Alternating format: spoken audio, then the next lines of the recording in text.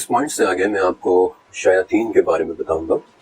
زیادہ تر اسکالرز جنات اور شیاطین میں فرق کرتے ہیں اور جنات کو انسانوں کے زیادہ قریب مانتے ہیں،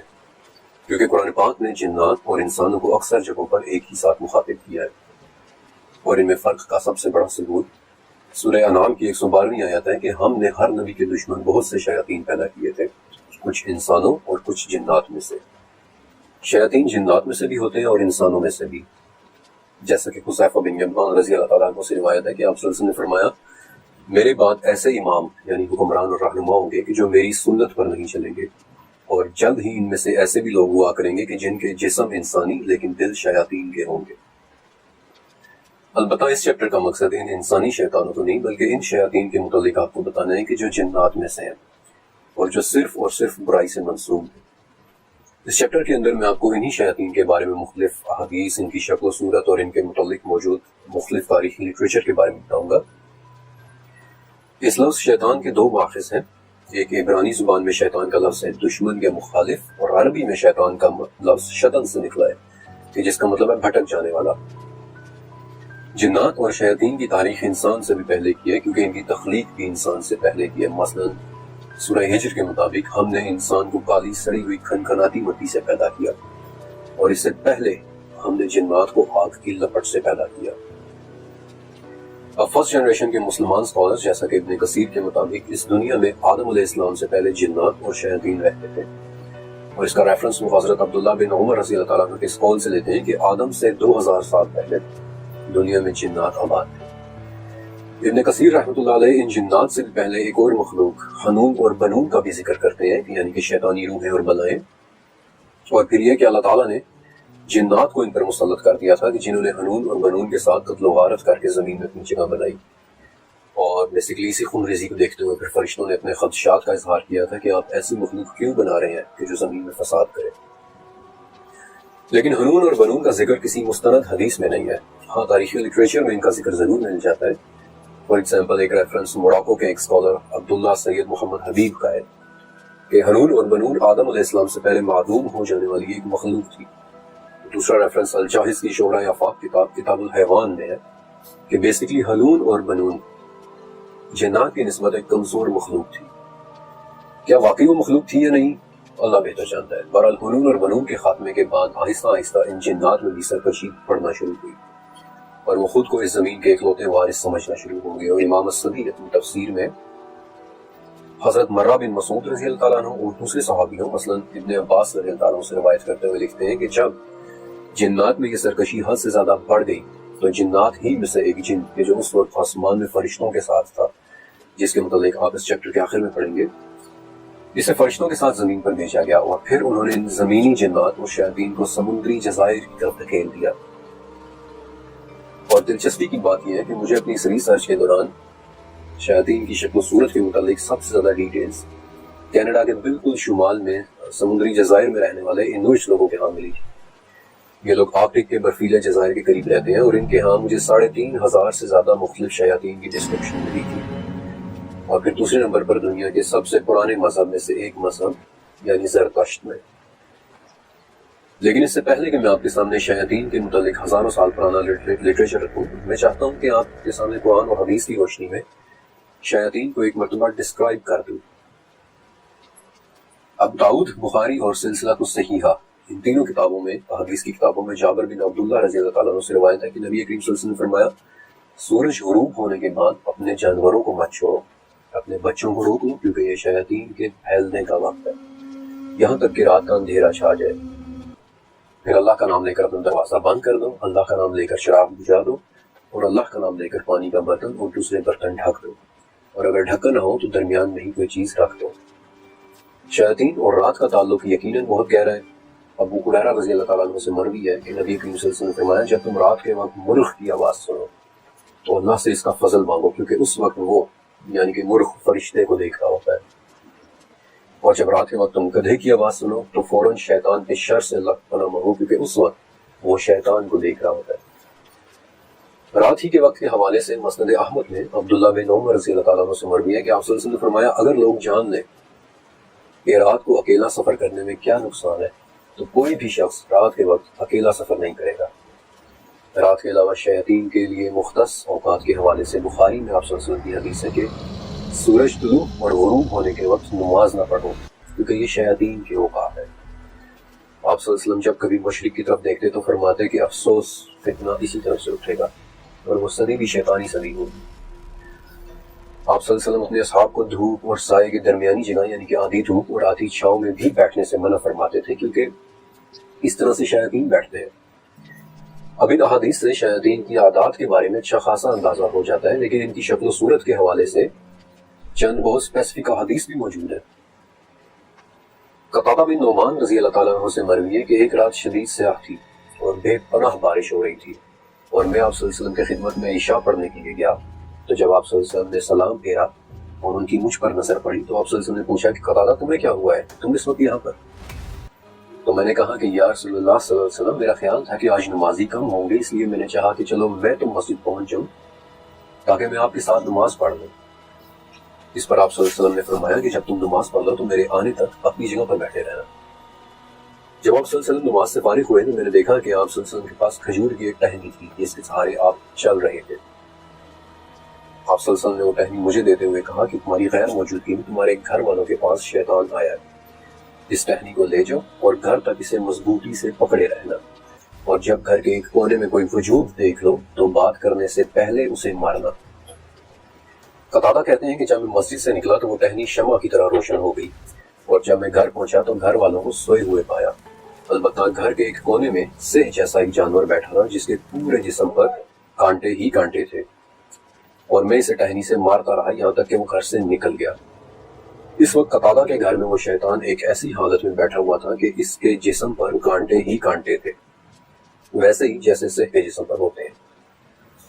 میری ریسرچ کے مطابق احادیث میں شیطان کو جس جانور کے روپ میں سب سے زیادہ بتایا گیا ہے وہ ایک کالا کتا ہے۔ جامع ترمذی اور سلسلہ الصحیحہ، ان دونوں احادیث کی کتابوں میں حضرت ابو ذر رضی اللہ عنہ سے ایک حدیث موجود ہے کہ نبی کریم صلی اللہ علیہ وسلم نے فرمایا کہ عورت گدھے اور کالے کتے کے سامنے سے گزر جانے پر نماز باطل ہو جائے گی اور اسے پھر سے پڑھنا ہوگا۔ عبداللہ بن صامت کہتے ہیں کہ میں نے ابو ذر رضی اللہ عنہ سے پوچھا کہ سرخ، سفید اور زرد کے مقابلے میں کالا کتا ہی کیوں؟ ابو ذر رضی اللہ تعالیٰ عنہ کہتے ہیں کہ میں نے بھی نبی کریم صلی اللہ علیہ وسلم سے یہی بات پوچھی تھی، اور آپ صلی اللہ علیہ وسلم نے فرمایا تھا کہ کالا کتا شیطان ہے، یعنی کہ شیطان کالے کتے کی شکل میں بھی آتا ہے۔ اور اپنی ریسرچ اسٹڈی کے دوران مجھے شیاطین سے منسوب سب سے زیادہ ذکر ایک کالے کتے کے متعلق ہی ملا۔ ایک شیطانی کالے کتے کا سب سے پہلا ذکر قدیم مصری اور اینشینٹ ایجپشنز کے ہاں ملتا ہے، جسے وہ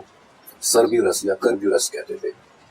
اور اس کی تصویر اپنے برتنوں پر بھی بنایا کرتے تھے، اور یہ وہی ایجپشنز ہیں جن کے بنائے ہوئے ہائروگلفس میں شیاطین کے نام سرخ انک سے لکھے ہوئے ہیں، ریڈ انک سے لکھے ہوئے ہیں، جو اس بات کا ثبوت ہے کہ ان کے ہاں شیاطین کی کس قدر اہمیت ہوتی تھی۔ اور مزید حیرت کی بات یہ ہے کہ مصریوں کے ہاں شیاطین اور معبود ان دونوں کے لیے استعمال ہونے والا لفظ ایک ہی تھا۔ ان اینشینٹ ایجپشنز کے حوالے سے بہت تفصیل کے ساتھ میں آپ کو 14 چیپٹر میں بتاؤں گا، لیکن پچھلے 1400 سالوں میں یورپ کے اخبارات میں جگہ جگہ ایک کالے کتے کا ذکر ملتا ہے۔ کبھی 1856 میں فرانس کے ایک چرچ کے اندر کالا کتا نظر آتا ہے جبکہ چرچ کے دروازے بھی بند ہوتے تھے۔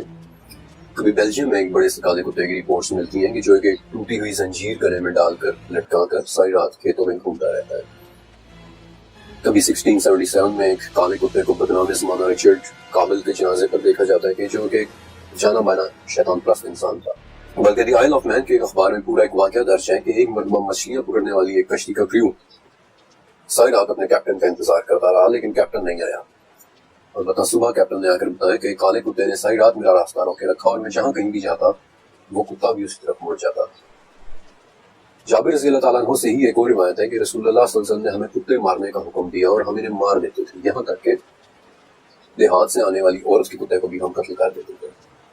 لیکن بعد میں آپ صلی اللہ علیہ وسلم نے ہمیں اس سے روک لیا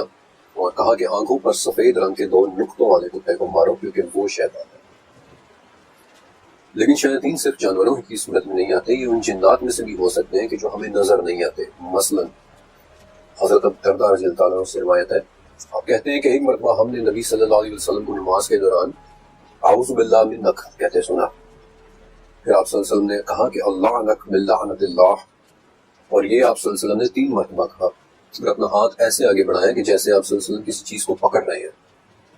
جب آپ نماز سے فارغ ہوئے تو ہم نے پوچھا کہ یا رسول اللہ، آج ہم نے نماز میں آپ کی زبان سے وہ کلمات سنے کہ جو پہلے کبھی نہیں سنے تھے،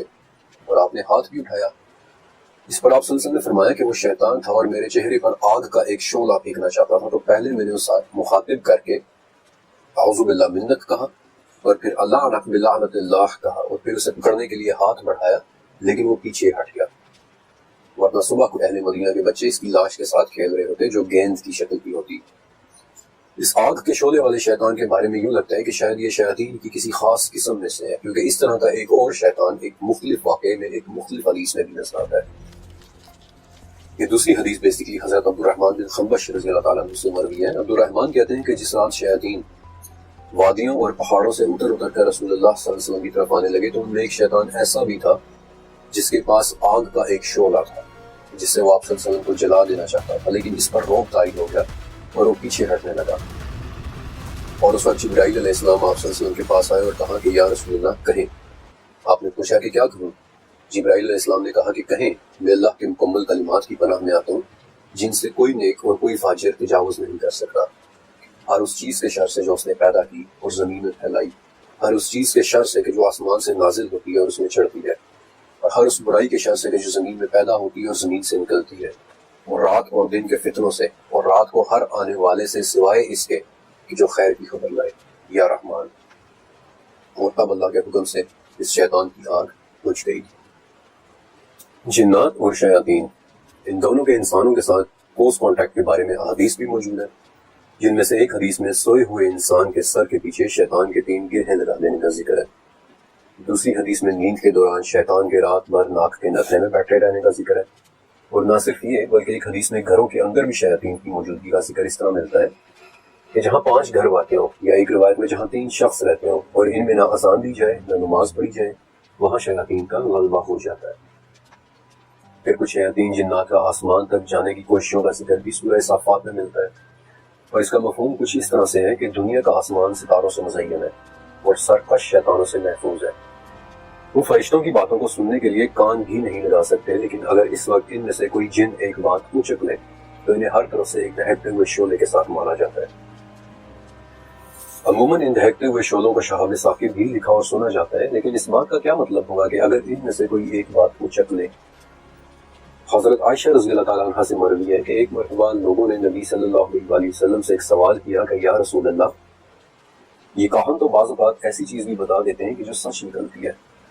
تو اس پر آپ صلی اللہ علیہ وسلم نے فرمایا کہ وہ شیاطین جنات کی بات ہوتی ہے جب وہ آسمان سے چوری کر لیتے ہیں، اور پھر اس ایک سچی بات میں 100 سے زیادہ جھوٹ ملا کر کہانوں کو بتاتے ہیں۔ اور اس حدیث کے الفاظ کے مطابق کہانوں کے کان میں شیاطین کی یہ باتیں اس طرح سے سنائی دے رہی ہوتی ہیں کہ جیسے ان کے کان میں کوئی مرغی کٹکٹا رہی ہے۔ بے شک شیاطین جنات زمینوں اور آسمانوں میں اڑتے اور گھومتے پھرتے ہیں، بلکہ سنن نسائی میں ابن عباس رضی اللہ تعالیٰ عنہ سے مروی حدیث ہے کہ ایک شخص آپ صلی اللہ علیہ وسلم کی خدمت میں حاضر ہوا اور کہا کہ یا رسول اللہ، میں نے ایک عجیب شے کو آسمان سے اترتے اور اسے اپنی طرف آتے دیکھا، اور میرے بھی دل میں یہ خواہش پیدا ہوئی ہے کہ میں اس سے بات کروں، لیکن پھر میں نے فوراً خود پر قابو پا لیا اور وہاں سے پیچھے ہٹ گیا۔ اب ابن عباس کہتے ہیں کہ ظاہر ہے وہ شخص آپ صلی اللہ علیہ وسلم سے اس چیز کے متعلق دریافت کرنا چاہ رہا تھا، لیکن آپ صلی اللہ علیہ وسلم نے صرف یہ جواب دیا کہ اللہ اکبر، اللہ کا شکر ہے کہ تم نے ایمان کے ذریعے دل سے اس چیز سے ملنے کے وسوسے کو دور کر دیا۔ ان شیاطین میں میل اور فیمیل کے حوالے سے ویسے تو کئی ایک ثبوت موجود ہیں کہ ان میں فیمیل شیطانہ بھی ہوتی ہے، مثلا سلسلہ صحیحہ کی 46ویں حدیث کہ جس میں لفظ شیطانہ بذات خود موجود ہے، اور پھر زید بن ارقم کے ذریعے نبی کریم صلی اللہ علیہ وسلم کی وہ دعا کہ جو آپ نے ہمیں بیت الخلاء جانے سے پہلے پڑھنے کی تاکید کی تھی کہ اللہم انی اعوذ بک من الخبث والخبائث، یعنی کہ میں خبیث جنوں اور خبیث جنیوں سے تیری پناہ میں آتا ہوں۔ ان حدیث سے صاف پتہ چلتا ہے کہ شیطانہ اور خبائث یعنی کہ فیمیل شیطانہ ایگزسٹ کرتی ہے، لیکن وہ ہم سے کس حد تک کانٹیکٹ کرتی ہے، یا انسان اور جنایا یا جن اور انسان عورت کے درمیان شادی جیسا کوئی رشتہ بن سکتا ہے یا نہیں، اس پر علماء کے درمیان اختلاف ہے، اور اس پر بھی اختلاف ہے کہ اگر بالفرض یہ شادی ہو بھی جائے تو کیا ان کے درمیان اولاد ہو سکتی ہے یا نہیں۔ البتہ ان شیطانہ یعنی فیمیل شیاطین کے بارے میں مجھے بہت تفصیلی ڈیٹیلز 1486 میں یورپ میں لکھی ایک کتاب میں ملی تھی۔ یہ اس قدر حیرت انگیز معلومات تھیں کہ اس کتاب کے حیران کن ماضی اور اس کے لکھے جانے کے بعد ہونے والے عجیب و غریب واقعات کو میں نے تفصیل کے ساتھ 19ویں چیپٹر میں لکھا ہے۔ اس لیے اس کتاب کا تذکرہ میں بھی یہاں نہیں کر رہا۔ شیاطین کا تاریخ میں ذکر اتنا ہی پرانا ہے جتنی تاریخ خود پرانی ہے۔ دنیا کی سب سے پرانی میسوپوٹامیل تہذیب جو ماڈرن عراق میں 5000 سال پہلے موجود تھی، ان میں بھی ایک ایسی نقصان دہ اور ایک اندیکھی مخلوق کا ذکر ہے کہ جو ہمیں نقصان پہنچانا چاہتی ہے۔ قدیم مصری یعنی اینشینٹ ایجپشنز بھی ایک ایسے ہی نظر نہ آنے والے بھٹکے روحوں کے بارے میں باتیں کرتے ہیں جن سے بچنے اور جن کو بلانے کے لیے انہوں نے پورے منتر ایجاد کیے تھے، کیونکہ ان کا ماننا یہ تھا کہ یہ شیاطین تعاون، دماغی امراض، حتیٰ کہ موت تک کی وجہ بن سکتے ہیں، اور انہوں نے بڑی تفصیل کے ساتھ اپنے ہائیروگلفس میں ساری انفارمیشن چھوڑی ہے جن کے متعلق میں آپ کو 13ویں چیپٹر میں بتاؤں گا۔ اہل کتاب یعنی یہودی اور عیسائیوں کے ہاں بھی شیاطین کا کانسیپٹ بڑی وضاحت سے ملتا ہے۔ وہ ایک ایسے شیطان کے بارے میں بھی بات کرتے ہیں کہ جو پانی کے برتنوں میں بیٹھ جاتا ہے اور وہاں سے پینے والوں کو تنگ کرتا ہے۔ پھر تالمودک لٹریچر میں آشما دائیوا نامی ایک شیطان کا ذکر ملتا ہے کہ جو خود کے ایک شہزادے ہونے کا دعوے دار ہے اور اپنی عمر کے حوالے سے خود کو اتنا پرانا کہتا ہے کہ اس نے نوح علیہ السلام کے سیلاب کا دور بھی دیکھا ہے۔ لیکن ماڈرن یہودیوں اور عیسائیوں کے ہاں شیاطین کی شکل و صورت کے حوالے سے جو ہمیں ڈسکرپشن دیکھنے کو ملتی ہے، یعنی کہ نوکیلے دانت اور نوکدار دم اور ہاتھ میں ایک ترشول یا بعض اوقات ایک نر بکرے کی شکل، یہ دراصل صرف یونانی دیومالائی کریکٹرز ہیں، مثلا پین جو دیکھنے میں بکری جیسی کوئی مخلوق ہے، یا پھر پوسائیڈن جس کے ہاتھ میں آگ کا ترشول ہوتا ہے، یا پھر بیس جس کے آگ جیسے بال ہیں۔ ان جیسی مخلوقات سے اخذ کی گئی شکلیں، لیکن اس میں کوئی شک نہیں ہے کہ دنیا بھر کا لٹریچر مختلف شیاطین کی ڈسکرپشن سے بھرا ہوا ہے، اور آپ کی دلچسپی کے لیے میں ان میں سے چند کے متعلق آپ کو بتا دیتا ہوں۔ ہمارے پاکستان اور انڈیا میں ایک بہت عام سا لفظ ہے دیو، جس کی کہانیاں میں نے اور آپ نے بچپن سے سن رکھی ہیں، لیکن اس لفظ کا اوریجن دراصل 2500 سال پرانا ہے، جب قدیم ایران میں زرتشت مذہب پریکٹس ہوا کرتا تھا۔ زرتشت مذہب کے اندر مجھے دائیوا کے نام سے ایک لفظ ملا کہ جو شیاطین کے خاص آرڈر، ایک خاص کلاس کے لیے استعمال ہوتا تھا، ایسے شیاطین جو جسمانی طور پر بہت ہی طاقتور ہوں۔ بلکہ 9ویں صدی کے ایران میں سلطان شاہ محمود غزنوی کے ایک شاعر فردوس نے ایک بہت طویل نظم شاہ نامہ لکھی تھی، یعنی کہ بادشاہوں کی کتاب، اور اس میں وہ دیو کے کانسیپٹ کو بڑی دلچسپ ڈیٹیلز دیکھتا ہے، اور ان میں سے بھی ایک خاص دیو جسے دیو سفید کہتے ہیں، یعنی کہ سفید رنگ کا دیو، کہ جو بالخصوص بہت ہی ایک طاقتور شیطان ہے، لیکن رستم بالآخر اسے ہرا دیتا ہے۔ اور اس طرح طاقتور شیاطین کے ایک اور آرڈر حلفہ اور ملفہ کے بارے میں افریقن کلچر میں بہت ڈیٹیلز ملتی ہیں، یا پھر جیسا کہ انڈیا میں پشاج یا راکشس کے جیسے کانسیپٹس ہیں۔ دنیا کا کوئی کلچر ایسا نہیں ہے کہ جہاں آپ کو شیاطین کا کانسیپٹ نہ ملتا ہو۔